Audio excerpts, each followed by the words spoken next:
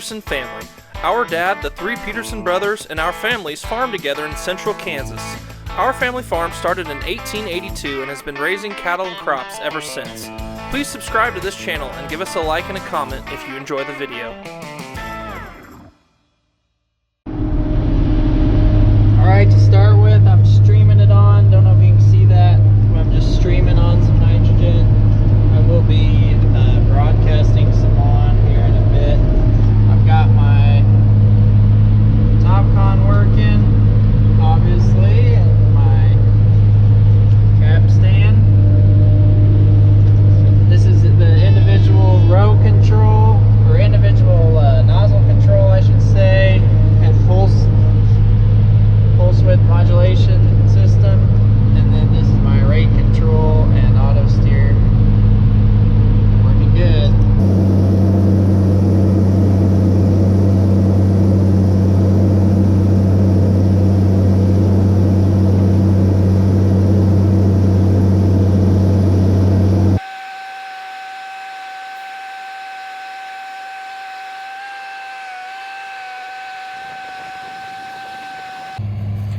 All right, Nathan is out here putting fertilizer on the wheat.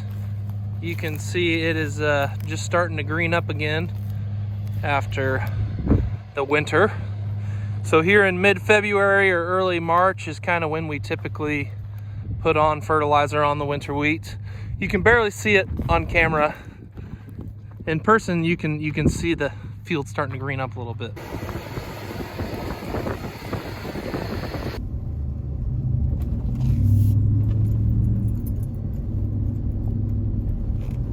So I'm changing nozzles again. It's a pretty easy switch. Depending on whether there's weed pressure already in the field or whether I think there could be weed pressure coming. Also, what our next crop is.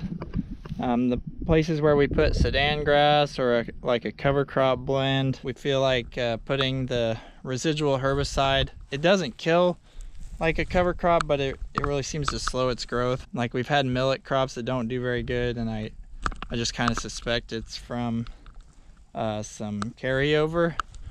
So, and this year we had such a dry fall. There's just not very many weeds in the field. The last field I was on were some earlier beans we had. Cutting those beans earlier then allowed some weeds to sprout before we had the wheat drilled. So I did put on herbicide there. Otherwise, everywhere else I like to stream it on when there's no weeds, because I think it gets in the ground better rather than broadcasting it on top of all the residue. Of course, this year we don't have as thick of residue in a lot of places anyways, because last year's crops were pretty thin and dry. So every year is a little different, and I've done it differently over the years. But this year I'm putting on all of our fertilizer now for the most part, and if some weeds do come late, if it goes to raining here in the early spring before the wheat's very thick and some weeds pop through, I can always come back and just spray them with water, like spot spray, places where it's bad. But in general, I just don't want to waste money on herbicide and put the herbicide out there if I don't need it. So it's always nice when you don't see weeds, and that's just money in our pockets. I am waiting on fertilizer now. Generally, our supplier does a really good job at getting us fertilizer as we're using it. This time of year, especially when there's a chance of rain, everyone fires up to top dress wheat at the same time, it seems like. This morning there was just a line of trucks. I think he'll be here soon. He was mixing it up and getting a truck to bring it out. We do have the option of going to pick it up, but usually we have enough stuff going on, they can get it to us just as fast as we could go pick it up. In the meantime, I'm gonna eat the rest of my lunch. It's like after 1, but haven't finished my lunch yet. But I'm gonna finish switching over these nozzles and then eat my lunch. Each one of these nozzle bodies has a solenoid on it, and that's the capstan system. There's a little plunger in here that pushes in to shut off the flow and then opens up, and it's like well, it's a solenoid, so it's magnetized.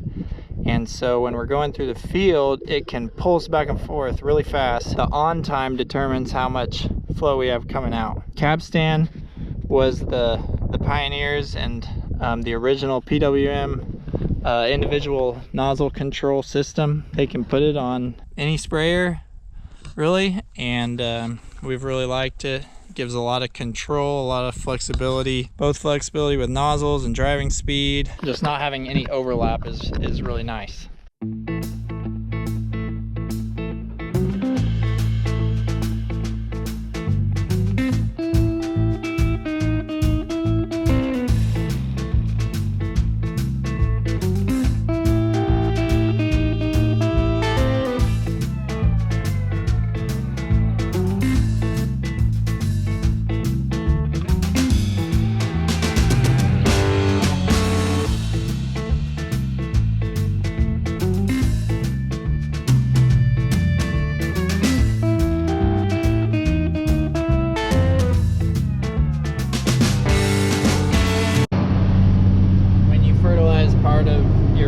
Yard for the grass hay with the wheat field comes in really handy. I don't think I'm gonna get as much done today as I originally kind of hoped, but that's okay. We're not behind or anything.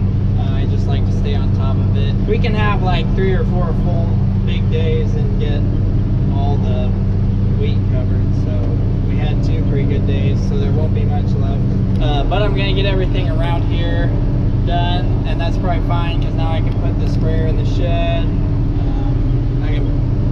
I can put my floater tires on when it's on the rainy day.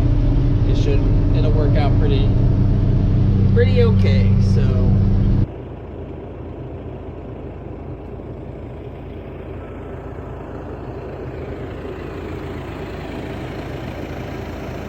now that the calves have eaten primarily most of the alfalfa bale crawling through that gap, I just opened up the panels here, and for waste's sake, I'm just going to let the cows go in there and clean that up because they'll clean it up better than the calves, and then it'll be ready to put in another bale once it's clean. Got ourselves a storm rolling in here. Been a while since we had one of those.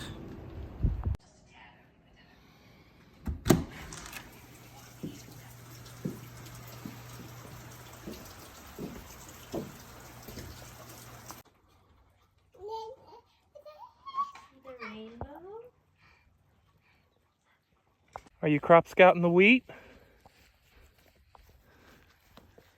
It's coming up. It's a good thing you only weigh 20 pounds so you don't make tracks in the mud.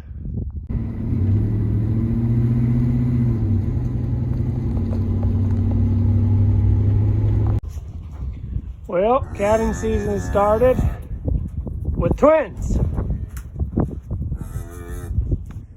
So the bulls went in May 20th, which would put the calves like February 27th or something, but we always have some calf early. The story behind really early this year is going to be that our neighbor's Red Angus bull got in for about 48 hours with these cows, even a few days earlier than May 20th. So those twins were definitely from that bull. Okay, skinny tires off, fat tires on. Really good system here. Keep walking. Hey, hey, hey.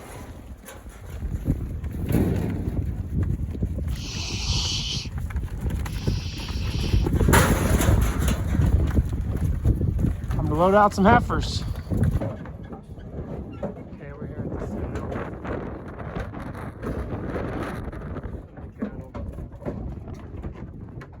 Okay, I got all 52 cows trapped in this pen. They've been coming in and out of the backside of that pen. Tonight, there was 15 calves that didn't come with them, and I just opened up this panel, and they kind of followed that fence alongside, wanting to get to their moms, and they just curled right in here. So now I'll just open these 2 gates together and we'll have them all caught to work them in the morning.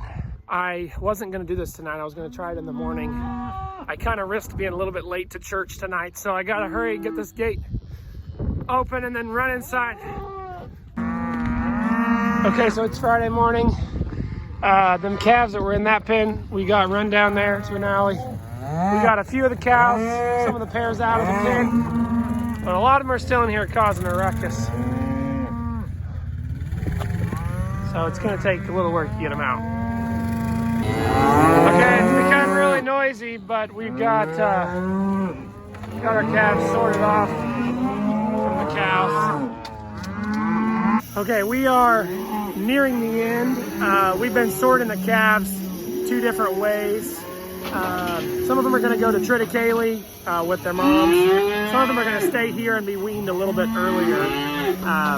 We're not weaning any today, but it's nice to get started moving towards that progress to get this vaccine in them to build that stronger immune system. Okay, there's the 2 groups. Here's my 2 bottle calves.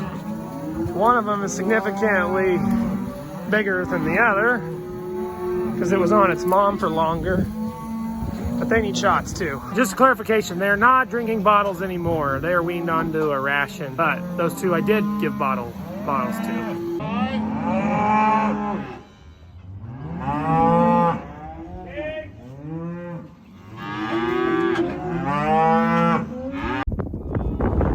All right, here comes Kendall. The cows are just following him down his driveway. And like I showed earlier, we've got the wire coming from the home field here. We've got electric wire on it. We run it under the road here. And so we're bringing the cows and calves over here. And we're hoping that they just walk straight across from the driveway to the field.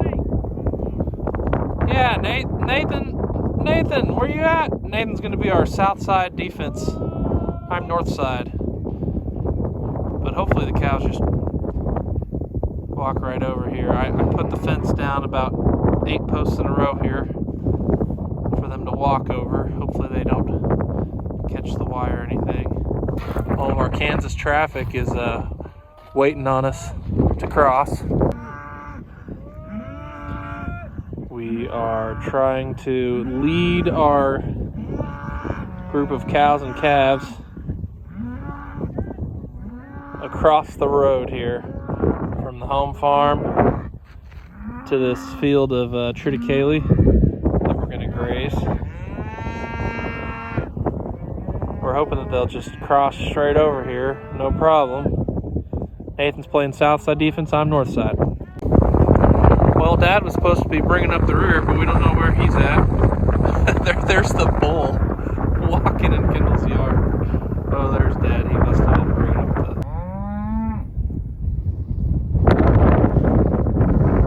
Onto that nice green triticale. All right. These 2 Herefords bringing up the tail end.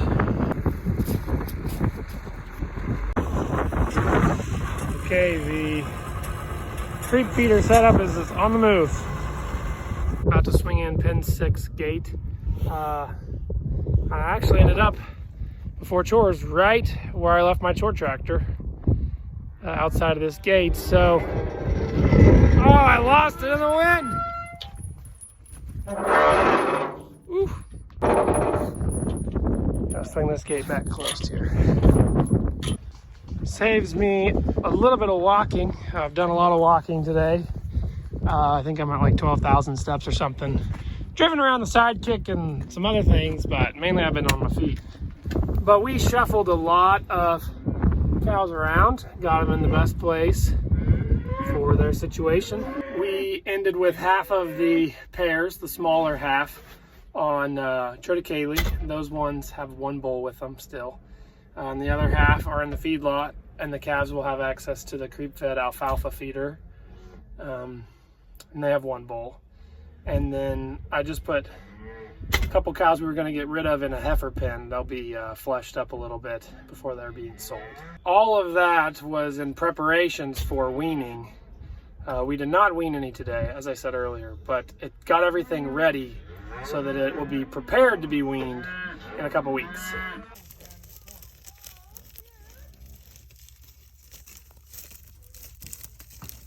These two blue tags are twins. Signed every car truck that went by, she waved at. Oh, I love it. Can you say goodbye?